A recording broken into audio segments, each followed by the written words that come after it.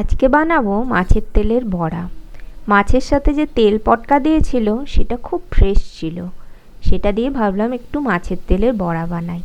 বাড়িতে সবাই একটু একটু বড়া খেতে ভালোবাসে, যদিও সেটা হয়তো সবসময় হেলথের পক্ষে ভালো নয়, কিন্তু আমি খুব অল্প তেলে ভাজি, ডুবো তেলে ভাজি না, বড়াটা খুব অল্প তেলে ভাজতে হয়।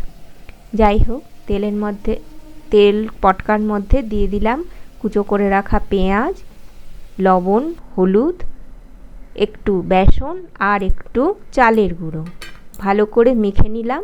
একটু লঙ্কা কুচি দিয়ে দিলাম। এবারে আরেকটু ভালো করে মেখে নিচ্ছি। এই রকম হবে বড়াগুলো। কড়াইতে তেল গরম করতে দিলাম, বড়াগুলো আস্তে আস্তে ছেড়ে দিয়েছি। বড়াগুলো উল্টে পাল্টে ভালো করে ভেজে নেব, যাতে খুব মুচমুচে হয়।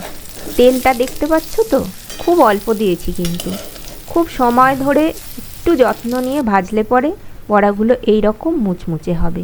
পরিবেশন করব একটু গরম ভাতের সাথে ঘি আর কাঁচা লঙ্কা দিয়ে।